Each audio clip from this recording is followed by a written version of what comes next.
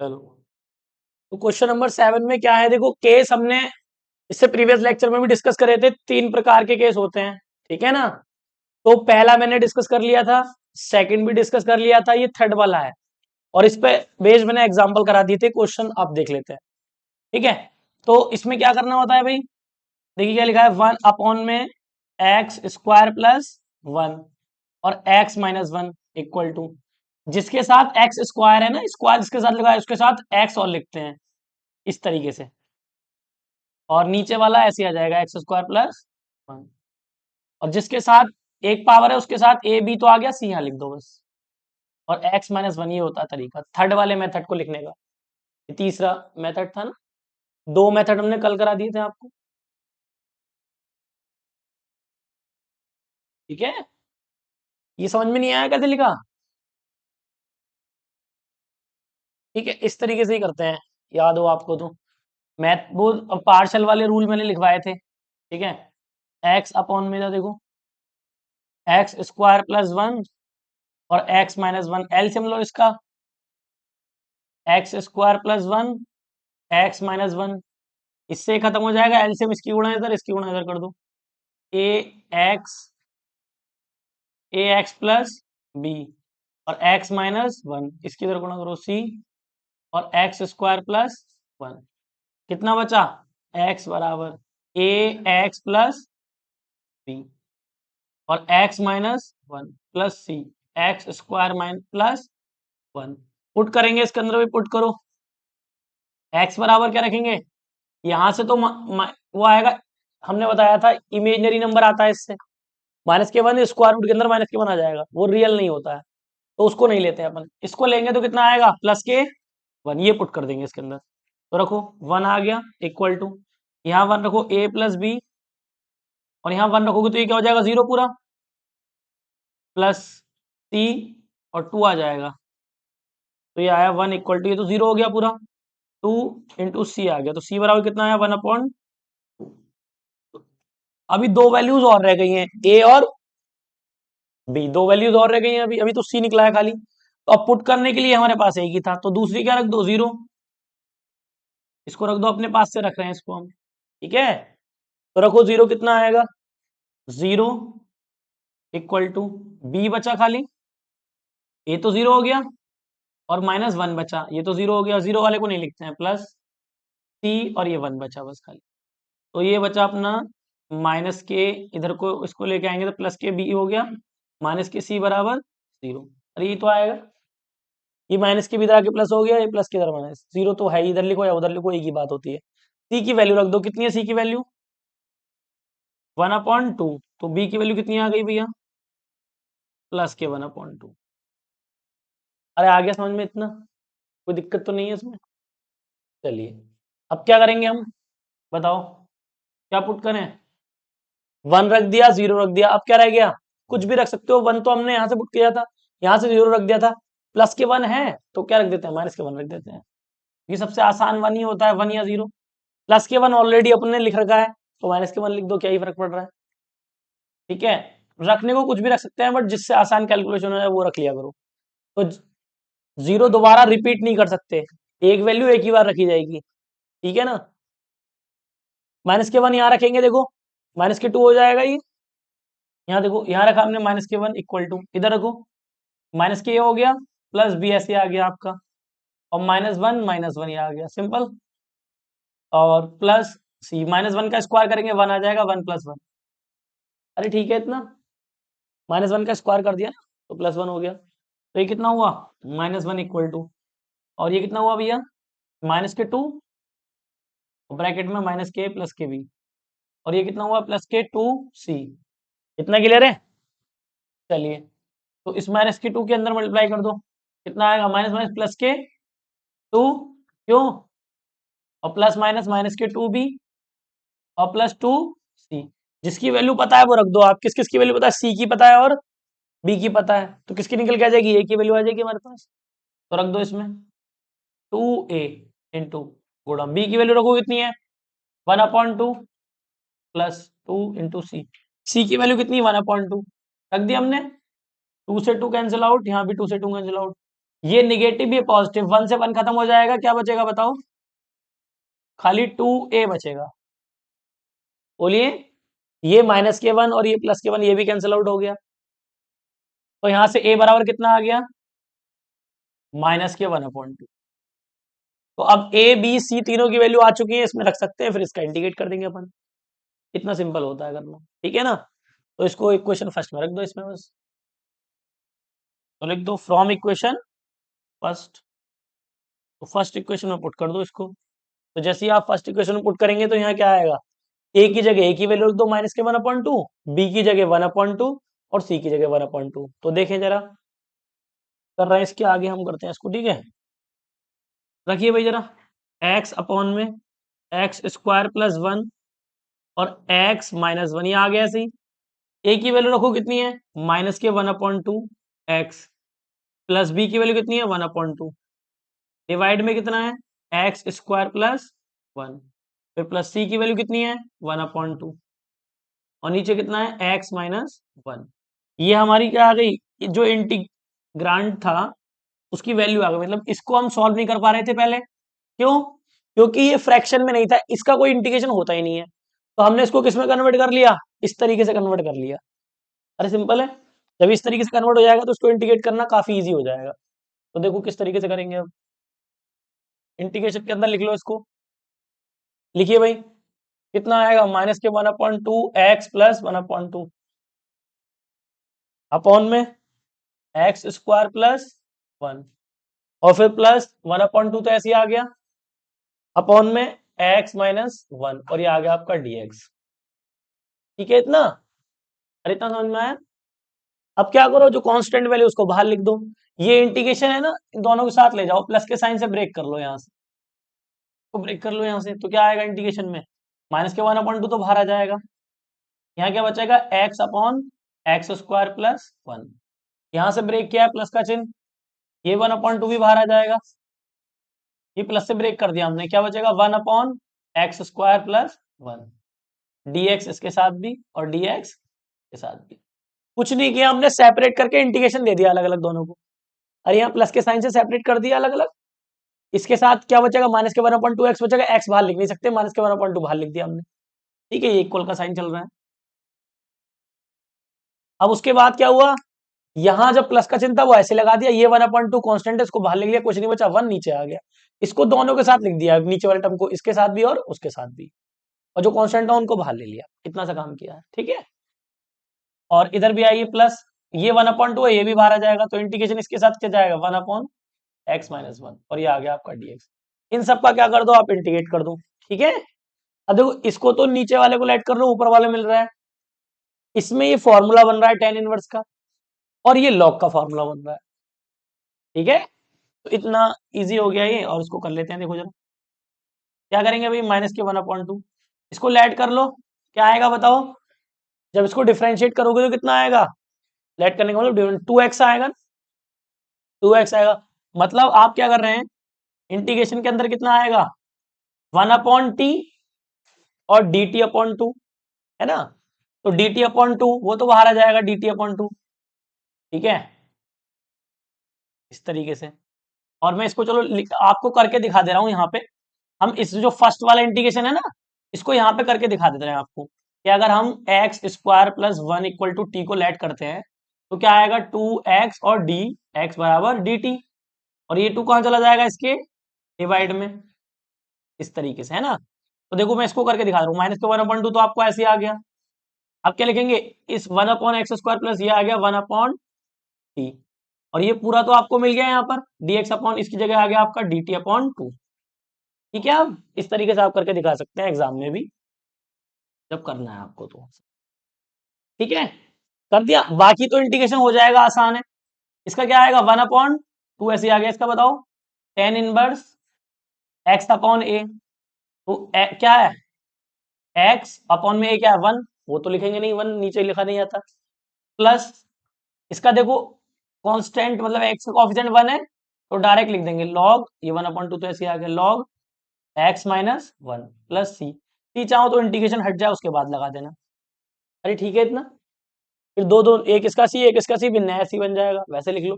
या लास्ट में लगा देना, क्योंकि इंटीग्रेशन तो है अभी। माइनस के 1/2, इसका इंटीग्रेशन करो, क्या आएगा, 2 जा कितना हो गया है 4, इसका जाएगा log t की वैल्यू कितनी है हमारे पास, x² + 1। और ये चीज तो आप डायरेक्ट भी कर सकते हो, डायरेक्ट नीचे वाले को लेट करा, इतना तो माइंड आ गया होगा करते करते क्वेश्चन, नीचे वाले को लेट करा ऊपर वाला मिल गया, ये सिंपल। इसको ना दिखाना चाहो तो डायरेक्ट भी कर सकते हो आप, इस स्टेप से यहाँ पहुंच सकते हो डायरेक्ट, ठीक है। Plus 1/2 tan inverse x plus 1/2 log x - 1 plus, ये आपका आंसर हो गया। ठीक है, इतना आया समझ में, क्या है इसका आंसर, कुछ कॉमन वगैरह तो नहीं लिया है, सब ऐसे नहीं होंगे, केस के ऊपर डिपेंड करता है, पहला केस है, दूसरा केस है, तीसरा केस है। मतलब पार्शियल फ्रैक्शन के हमने 3 केस लिखवाए थे आपको, याद हो तो उन तीनों केस में से थर्ड वाला केस है ये, ठीक है। तो आपको केस ध्यान रखना पड़ेगा कौन सा केस है, फर्स्ट में का है, तो तीनों केस आपको पता ही है कुछ किस तरह के होते हैं तीनों केस। पहले वाले केस में क्या होता है, फर्स्ट केस में क्या होता है, ये ब्रैकेट्स आते हैं x+a, है ना, x+b, x+c, इस टाइप का फर्स्ट केस होता है। इसको कैसे ब्रेक करते हैं मैंने बता रखा है आपको। दूसरा केस क्या होता है, 1/x+a का होल स्क्वायर और x+b और x+c जो भी आए। और तीसरा केस क्या होता है आपका, 1/x² + a और x+b। ये तीन ही केस होते हैं, बस तीनों को हमने लिखवाया था आपको। इसका क्या लिखवाया था, a/x+a, a लिखो, b लिखो, c लिखो, नीचे सब में ब्रैकेट प्लस प्लस प्लस लगाकर, ये भी लिखवाया था हमने आपको, ये भी लिखवाया था। ये तीसरा वाला केस है, तो तीसरे वाले केस के हमने एग्जाम्पल भी कराए थे आप, है ना। तो ये 3 केस ध्यान रखने हैं आपने। फर्स्ट सेकंड के तो काफी क्वेश्चन कर लिए, थर्ड का यही किया है और एक एग्जाम्पल किया था हमने, है ना। तो बस इस एक्सरसाइज के अंदर यही इसी तरह के क्वेश्चंस हैं, और डिस्कस कर लेते हैं अभी जो थोड़े से डिफरेंट है, जो नहीं हो पाएंगे। इसकी ठीक हो गई, ठीक।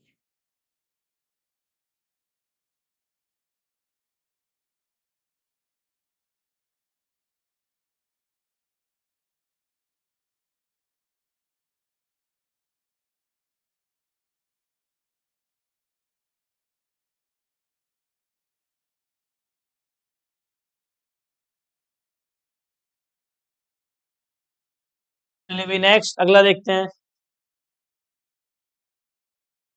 अगले क्वेश्चन में क्या बोला है बच्चों, ध्यान दो।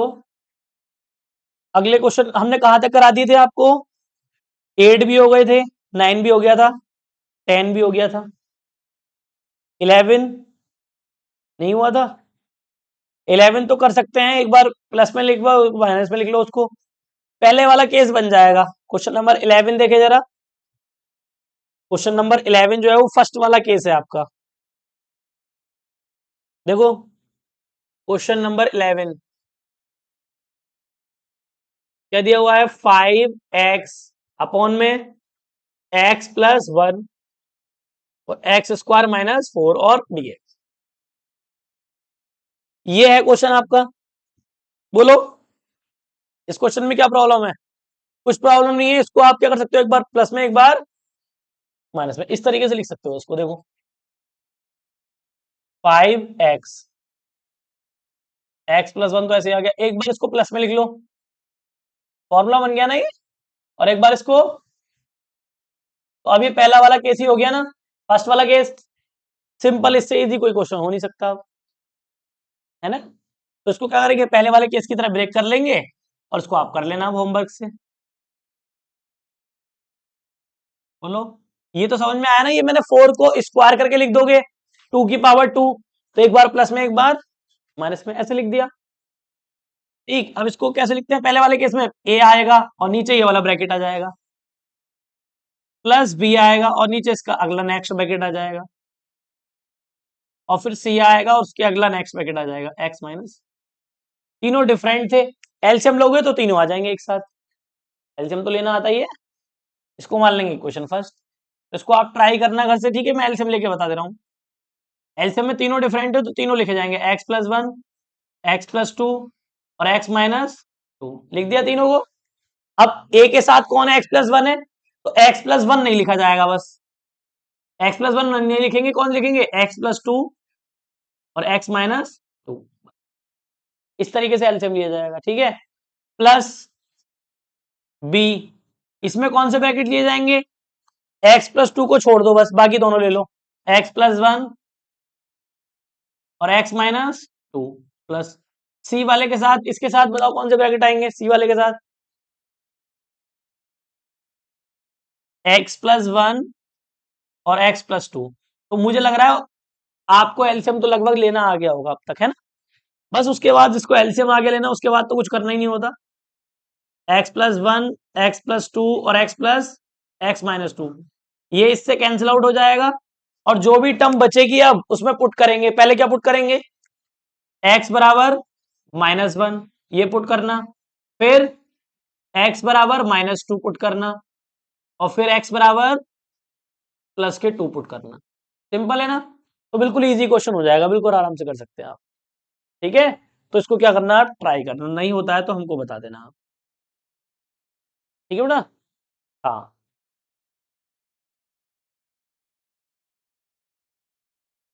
ठीक है।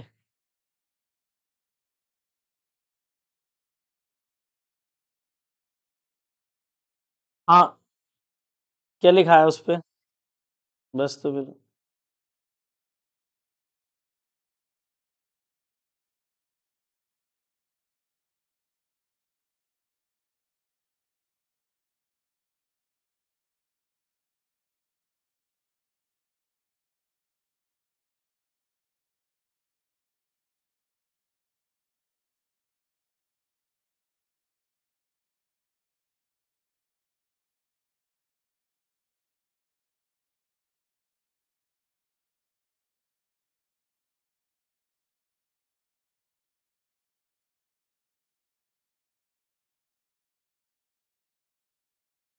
चलिए नेक्स्ट, अगला देखें।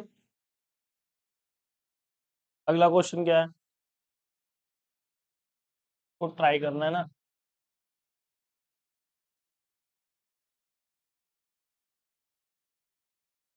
तो 11 12 क्वेश्चन में क्या प्रॉब्लम आई किसी को, कर लिया 12 आपने जी, ट्राई नहीं करा तो कब करोगे बताओ। क्वेश्चन नंबर 13 तो 7 की तरह है, सेम है ना। उसमें स्क्वायर वाला इसको पहले लिख देना ब्रैकेट को, कोई प्रॉब्लम नहीं आएगी। 15 भी हो गया होगा, नहीं हुआ होगा 15 तो खैर, ये 14 तक करने ने चाहिए थे बच्चों आपको, ठीक है। फिर भी 12 क्वेश्चन देख लो जिसकी समझ में नहीं आया, क्यों, इसमें थोड़ा सी प्रॉब्लम ये आएगी आपको। देखो 12 क्वेश्चन में क्या प्रॉब्लम आ सकती है। क्वेश्चन नंबर 12 में x की पावर 3 प्लस x प्लस 1 दिया हुआ है आपको, डिवाइड किससे करना है, एक्स स्क्वायर माइनस 1। एक्चुअल में है क्या इस क्वेश्चन के अंदर, प्रॉब्लम क्या है, इसको आप पार्शियल में कन्वर्ट नहीं कर सकते। क्यों नहीं कर सकते पार्शियल में, बताओ भाई तुम बताओ, इसको पार्शियल में कन्वर्ट क्यों नहीं कर सकते हम, तुम बताओ। हाँ, क्योंकि ये इनप्रॉपर रैशनल फंक्शन है, इसको पहले प्रॉपर बनाना पड़ेगा। इनप्रॉपर क्यों है, क्योंकि ऊपर वाले की पावर ज्यादा है, बराबर भी नहीं होनी चाहिए और ज्यादा भी नहीं होनी चाहिए, कम होनी चाहिए ऊपर वाले की पावर, तब वो आप उसको डायरेक्ट अप्लाई कर सकते हैं, जो 3 केस लिखवाए थे हमने। तो इसका मतलब ये है हमारा इनप्रॉपर, है ना, इनप्रॉपर रैशनल फंक्शन है ये। तो इसको प्रॉपर में कन्वर्ट करना पड़ेगा पहले हमने। तो प्रॉपर में कन्वर्ट करने के लिए नीचे वाले से ऊपर वाले को क्या करते हैं, डिवाइड करते हैं, तो वो डिवाइड करना पड़ेगा। तो कर लीजिए भी डिवाइड। तो ये पावर कितनी दे रखी है इसमें, 3 पावर है, ठीक है। तो हम, क्योंकि क्यूबिक है ये, तो क्यूबिक के हिसाब से लिख देंगे, ठीक है। क्यूबिक मतलब 3 घात वाली पावर है, तो 3 के हिसाब से इसको लिखो पहले। अब इसके अंदर कौन नहीं है बताओ जरा, एक्स क्यूब तो है, एक्स स्क्वायर नहीं है ना, तो 0 करके लिख दो, प्लस एक्स तो आएगा और कांस्टेंट भी आएगा। यहां तक समझ में आया, जो चीज नहीं है उसको 0 क्यों लिख दो। इसमें क्या नहीं है, क्यूब नहीं है, तो एक्स क्यूब 0 के साथ, प्लस एक्स स्क्वायर, और माइनस एक्स भी नहीं है देखो इसके अंदर, तो प्लस 0 एक्स प्लस, और माइनस के 1 तो है, ऐसे लिख दिया। जो टर्म नहीं है उनको हमने 0 करके लिख दिया, ताकि डिवाइड करने में आपको कोई प्रॉब्लम नहीं है, ठीक है। क्यूबिक में क्या होता है, पहले 2 घात, फिर 3 घात, फिर 1 घात और फिर कांस्टेंट। क्वाड्रेटिक में क्या होता है, 2 घात, 1 घात और फिर कांस्टेंट। समझ में आती है बात? क्लियर है इतना? चलिए, जितनी पावर उतने वेरिएबल्स होते हैं कुल मिला के, ये बोल सकते हैं अपन। तो इसको क्या करेंगे सबसे पहले, अब देखो ध्यान से, कितने से मैं मल्टीप्लाई करूं कि x की पावर 3 आ जाए। अगर फर्स्ट टर्म को अगर मैं लीव भी कर दूं, क्योंकि 0 है, सबसे पहले आप इससे कटाओगे तो आपको समझ में नहीं आने वाला है ना। तो क्या करो, फर्स्ट टर्म को थोड़ी देर के लिए क्या कर दो, रिमूव कर दो। क्यों? क्योंकि वो 0 वाली टर्म है ना, 0 वाली टर्म से फर्स्ट टर्म को सोच ही नहीं पाओगे आप, है ना। अब ध्यान से देखो, अगर मैं 0 लिख दूं तो आप फर्स्ट 0 से कंपेयर करोगे कि भाई 0 में क्या मैं डिवाइड करूं ताकि ये मेरी टर्म आ जाए, है ना। तो आप यहां से देखो, बीच वाली टर्म्स को लिख लिया करो आप, है ना। चलो, अभी बताओ मुझे कितनी पावर लिखूं मैं 3 पावर लाने के लिए, x की पावर 1। क्यों? क्योंकि 1 पावर ये और 2 पावर ये कितनी हो जाएंगी टोटल, 3 पावर हो जाएंगी, सिंपल। समझ में आई बात? ठीक है। और ये बात जिसको समझ में नहीं आती वो क्या करेगा, 3 पावर ऊपर लिखेगा और जो इसकी फर्स्ट टर्म ऊपर, इसकी ये टर्म नीचे काटोगे, कितना बचेगा, x। तो तब भी वही आ रहा है x। तो कैसे भी कर सकते हो आप, ठीक है। तो देखना जरा कितना आएगा, x की पावर 3, x से करो भाई, ये तो 0 आ रहा है। क्यों भाई, यहाँ लिखना चाहो तो लिख दो 0, कोई फर्क नहीं पड़ रहा। और ये कितना बचा भाई, x। 0 वाले को छोड़ो भाई, मल्टीप्लाई करना भाई, लिखने में ऐसे ही कर दूं फिर इसको, फर्स्ट वाले से करोगे तो ये आएगा, सेकंड वाले से करोगे तो ये तो 0 है, इसको छोड़ो। 1 से करोगे तो कितना आएगा, माइनस के ही तो आएगा x। तो कहां लिखूंगा, यहां पे लिखा जाएगा, ध्यान दो जरा, x के नीचे x लिखा जाएगा, x के नीचे x लिखा जाएगा। अब मैं एक बात तुम्हें बता दूं, जो तुम्हारा जिससे आप डिवाइजर जो है आपका, उसको चाहे पूरी फॉर्म में लिखो या मत लिखो, बट डिविडेंड जो है आपका उसको सही से लिख लिया करो। इसको लिखने में कोई फर्क नहीं पड़ रहा है, पड़ने वाला है। इसको अगर आप लिखोगे भी ना x की पावर 3, तो और कंफ्यूजन ही होगा इसको लिखने से। तो आप क्या करो, जो नीचे वाला डिविडेंड तो ऐसे लिखा रहने दिया करो जितना है, डिविडेंड करो डिवाइजर, डिवाइजर को तो आप ऐसे लिखा रहने दो। बस किसमें किसमें कमी, इसे x की पावर 3 था, 2 कमी थी, 2 वाले लिख दो, 1 था x। डिविडेंड जो है आपका उसको पूरा लिख दिया करो आप। समझ में आ रही है बात? इसको मैंने लिख के देखा, कुछ बेनिफिट्स नहीं हो रहे और गलती ही हो रही है, तो इसलिए हमने जो टर्म दे रखी है उसको वैसे लिख देंगे, ठीक है। चलिए, अब हमने इसको इससे मल्टीप्लाई करा, 3 पावर आया, तो 3 पावर के नीचे 3 पावर। फिर मैंने इसकी सेकंड वाले से कराया तो प्लस माइनस माइनस आ गया, इसके साथ प्लस है, इसके साथ माइनस है, दिख नहीं रहा होगा, प्लस प्लस माइनस माइनस हो गया। और x की 1 से कराएंगे तो x आया, तो x इसके नीचे तो लिख नहीं सकता, x के नीचे x लिखा जाएगा, 2 पावर के नीचे 2 पावर, कांस्टेंट के नीचे कांस्टेंट, ठीक है।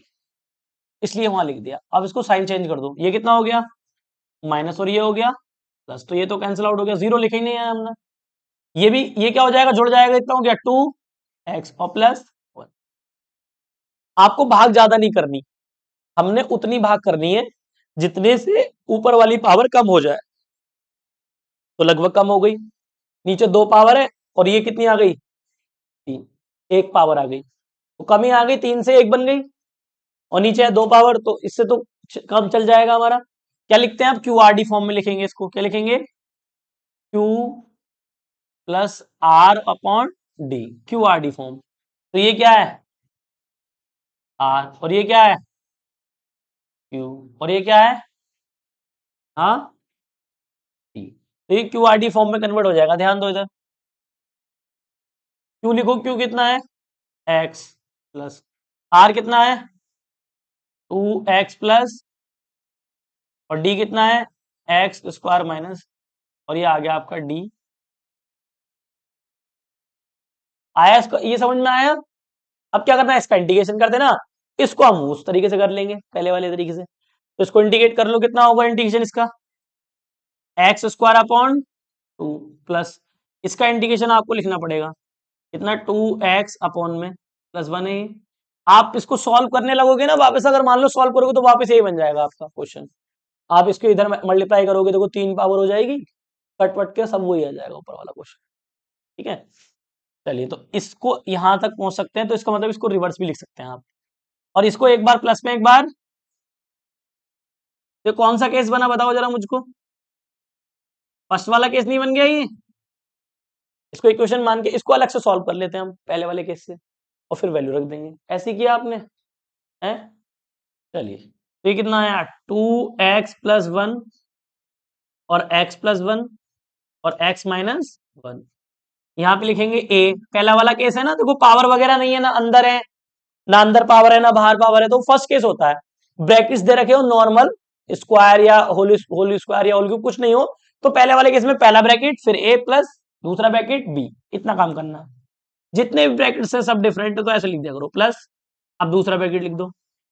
तो ये तो पहला वाला केस बन गया। अब यहां से तो कोई भी बच्चा कर सकता है, बोलो, इससे आगे तो कर सकते हैं अपन।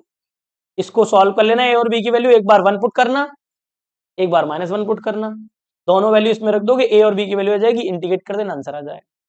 बोलो, कर पाएंगे? बताइए भाई, क्या आएगा, 2x+1 ऐसे आ गया, x+1 और x-1। एलसीएम लेना हर किसी को आता है, x+1 और x-1 तो ऐसे आ जाएगा, क्रॉस मल्टीप्लाई इधर करो। दो ब्रैकेट्स होते हैं ना, तो मैं क्या करता हूँ, क्रॉस मल्टीप्लाई कर देता हूँ। दो से ज्यादा होते हैं तो हमें सोचना पड़ता है ना, क्योंकि तीन तीन एक साथ मल्टीप्लाई नहीं कर सकते अपन। तो दो से ज्यादा तीसरा ब्रैकेट्स और होता तो फिर उसी तरीके से करते हैं अपन, कि भाई इससे कट रहा है, और दो ब्रैकेट्स हो तो क्रॉस मल्टीप्लाई कर दिया करो, सिंपल हो जाता है। ठीक है, जैसे मैं अभी कुछ क्वेश्चन में क्या कर रहा हूँ, आपको देख रहा हूँ कि भाई ये इससे कट रहा है, तो इसके साथ कौन सा ब्रैकेट आएगा, वो भी सही है। इसके अंदर देखो, x+1 से x+1 कैंसिल आउट हो जाएगा, तब भी तो x-1 ही आएगा, और क्रॉस मल्टीप्लाई करोगे तब भी वही आ रहा है। तो जैसे आपको समझ में आए, तीन ब्रैकेट्स में वो ज्यादा बेहतर रहता है, दो ब्रैकेट्स में क्रॉस मल्टीप्लाई कर दो, सिंपल आंसर आ जाता है। तो इसकी तरह करेंगे, x-1 हो जाएगा, और प्लस इसकी इधर करेंगे तो x+1 आ जाएगा, इससे कैंसिल आउट हो जाएगा। अब बस पुट करना है आपने, तो पुट करने का तरीका हमने बता रखा है। यहां से क्या रखेंगे, x बराबर -1 पुट कर देंगे, और उधर से x बराबर +1 पुट कर देंगे। बताओ, और जैसे ही आप ये पुट करोगे, a और b की वैल्यू आपके सामने आ जाएंगी, आ जाएंगी नहीं? a और b की वैल्यू रख देंगे, आपका आंसर आ जाएगा। इतना सिंपल क्वेश्चन है। रखो a और b की वैल्यू, निकाल लो, जब इतना कर ही दिया तो 1 रखो इसके अंदर, 1 रखो तो कितना हो जाएगा ये, बोलो, -1, यही तो रख रहे हैं, वो लाइन मैंने लिखी नहीं। और यहाँ -1 रखो, ये तो 0 हो जाएगा, ये क्या बचेगा, -2।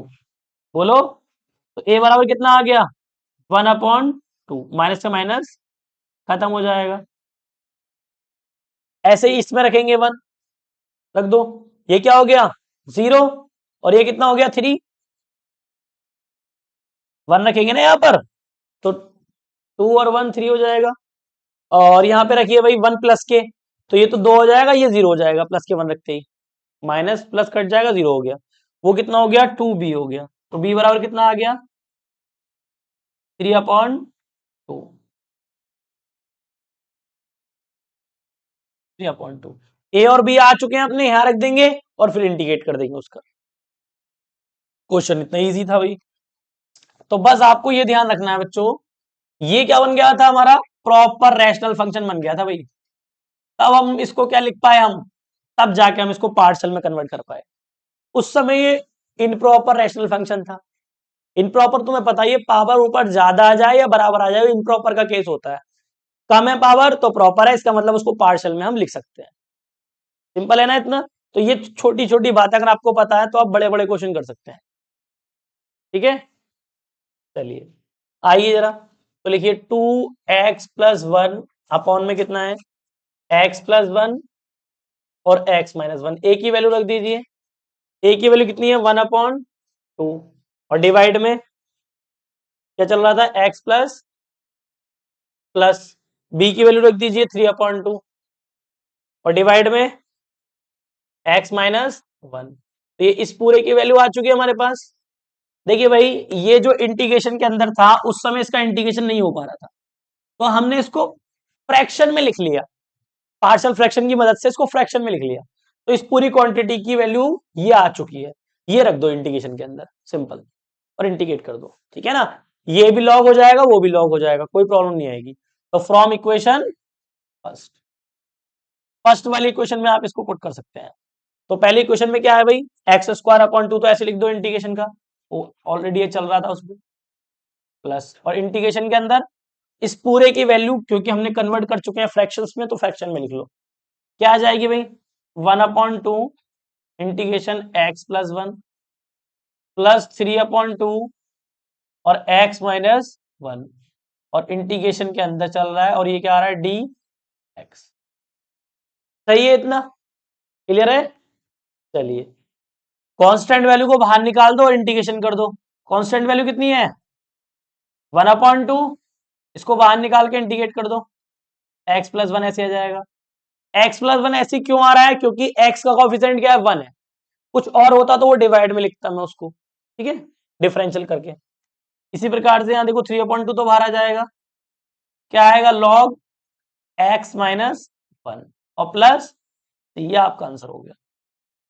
बताइए कोई दिक्कत इसमें, आया समझ में। तो इस तरीके से हम इंटीग्रेशन कर सकते हैं, बट आपको ध्यान रखना पड़ेगा वो रैशनल है या मतलब प्रॉपर है या इनप्रॉपर है, ठीक है। फंक्शन रैशनल प्रॉपर वाला है या इनप्रॉपर वाला है, तब जाके क्वेश्चन हो पाएगा।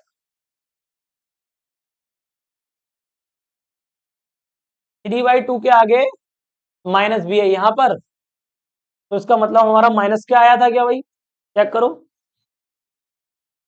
प्लस है, उसको ठीक करो, आपकी बुक में गलत दिया हुआ है, प्लस है, हाँ। वो मिसप्रिंट हो गया होगा, कोई दिक्कत नहीं है, वो प्लस दिया है ना, उसको सही कर लेना बुक में। इतना समझ में आया बच्चों, कोई दिक्कत तो नहीं इसमें। चलिए, देखो प्लस माइनस का प्रॉब्लम आता तो यहाँ आता, वो ऑलरेडी ठीक है, हमने करेक्ट करा है। चलिए नेक्स्ट, अगला देखें हम। नेक्स्ट क्वेश्चन में क्या है बच्चों, देखो भाई, 12 क्वेश्चन हमने अभी डिस्कस किया आपसे, 13 क्वेश्चन भी सेम है 7 की तरह, है ना, और 14 क्वेश्चन भी सेम है। तो 14 तक आप लोगों को हो जाने चाहिए थे आप लोगों से, बट मुझे नहीं पता किस बच्चे ने कितना किया, देखते हैं। 15 करा दूं, हाँ। 15, 18, 19, ये तीनों क्वेश्चन सेम है, 15, 18, 19, ठीक है ना। तो मैं एक क्वेश्चन कराऊंगा, बाकी भी चलो करा ही दूंगा, उसके बाद ये लगभग आपकी एक्सरसाइज कंप्लीट हो जाएगी, है ना। फिर आएगा इंटीग्रेशन बाय पार्ट्स, मतलब फर्स्ट सेकंड से इंटीग्रेशन कैसे करते हैं, फिर आपका डेफिनेट इंटीग्रल आ जाएगा, और फिर ये चैप्टर इधर से खत्म होते हुए डेफिनेट इंटीग्रल की ओर चला जाएगा, ठीक है।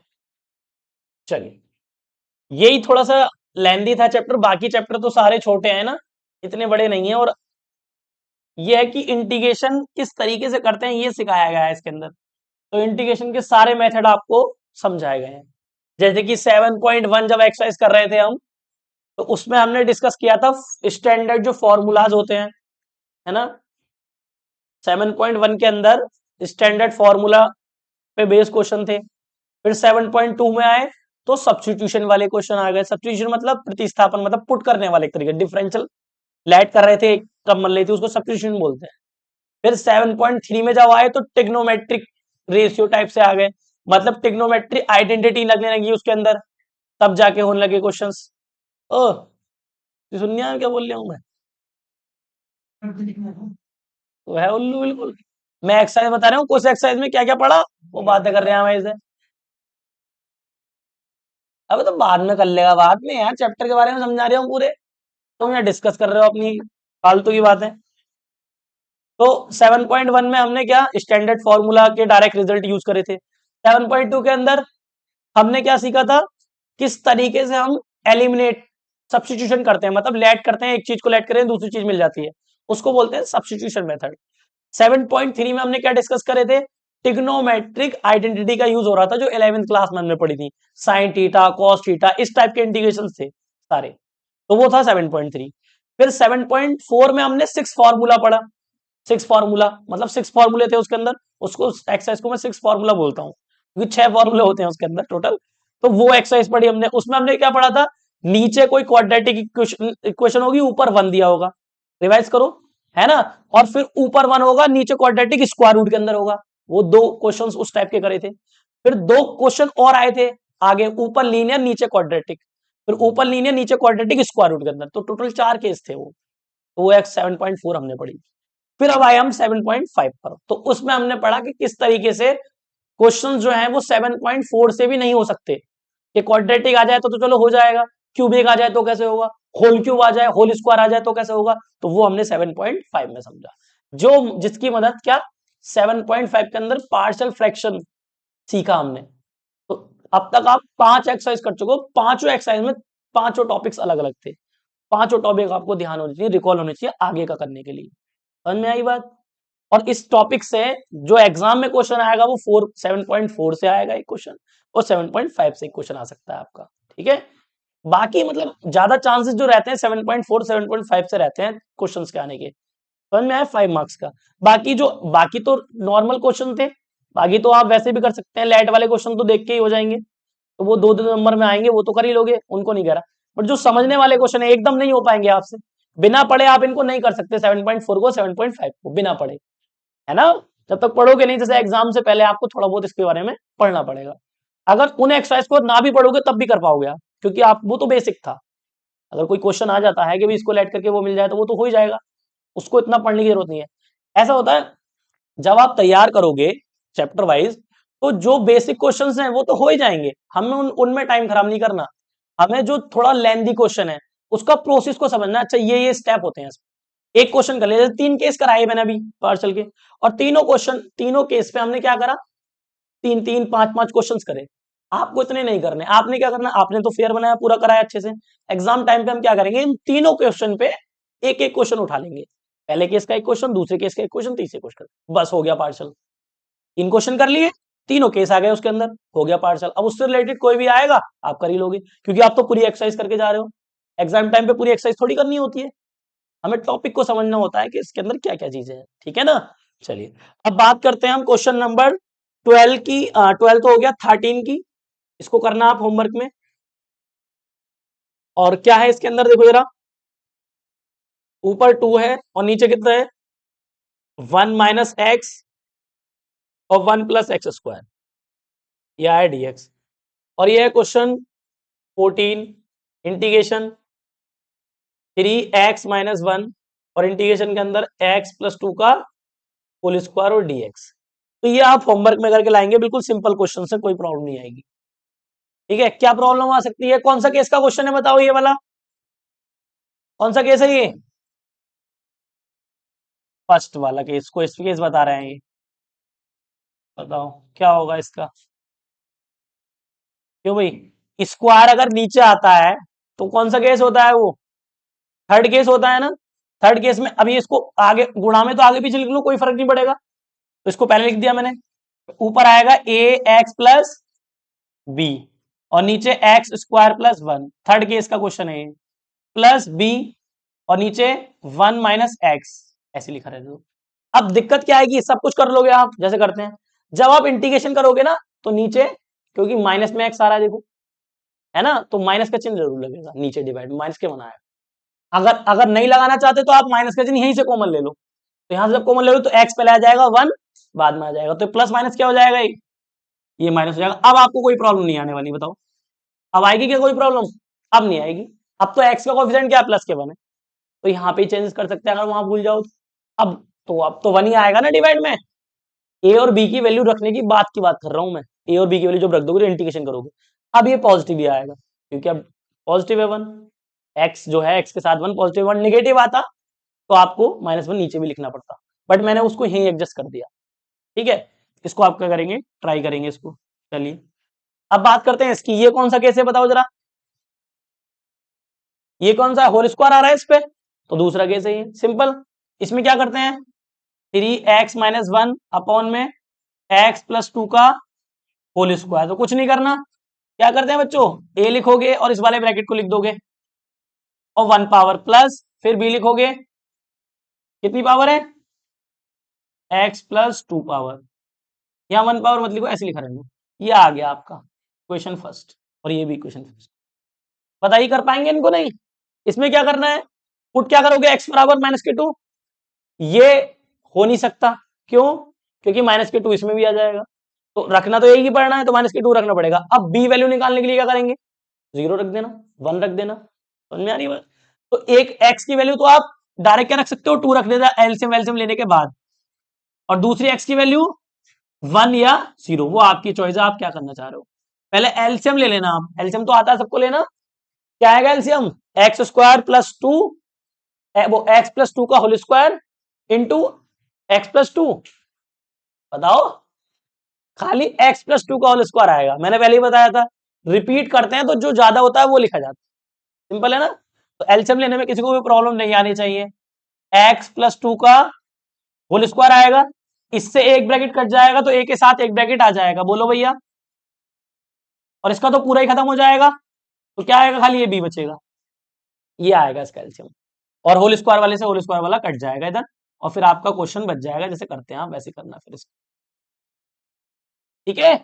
अब एक बार माइनस के 2 पुट करना, इसको लिख लेना एक बार यहाँ पे, उसमें माइनस के 2 पुट करना और 0 पुट करना। एलसीएम लिया, एलसीएम इन दोनों में ज्यादा कौन है उसको लिखते हैं।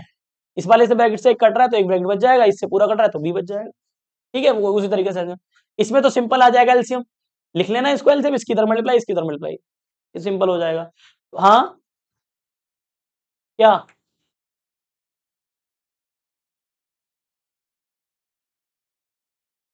हाँ थोड़ा तो वो दिक्कत आ सकती है तुम्हें, यहां से माइनस का चिन्ह कॉमन ले लेना ना, नहीं समझ रहे बात को, समझे नहीं। तो कटने की बात ऐसी एकदम काटोगे, अब तो थोड़ा सा दिमाग तुम्हें भी लगाना पड़ेगा, जब तुमने वही दिमाग लगा लिया तो क्यों भाई, इसको ऐसे लिख लो, अब तो कट जाएगा, माइनस के 2 आ जाएगा, क्या ही फर्क पड़ रहा है। आ रहा है समझ में। एलसीएम लेने में प्रॉब्लम आ रही है क्या, क्यों भैया, काटने में प्रॉब्लम आ रही है। अब बताओ, अब तो दोनों सेम हो गए ना, हो गए, अब तो काट सकते हैं अपन, तो इससे कट जाएगा, माइनस की 2 बच जाएगा, क्या दिक्कत आ गई। वरना अगर ये काम नहीं करना चाह रहे तो लास्ट में ध्यान रखना है, इंटीग्रेशन करो तो माइनस के 1 जरूर लगा देना डिवाइड में, ऐसा कर लो, कैसे करा तुमने, बस सिंपल, दोनों से हो जाएगा। हाँ तो वो गलत हो गया क्वेश्चन तुम्हारा, तभी तो गलत हुआ वो क्वेश्चन आपका, क्रॉस मल्टीप्लाई इसके साथ।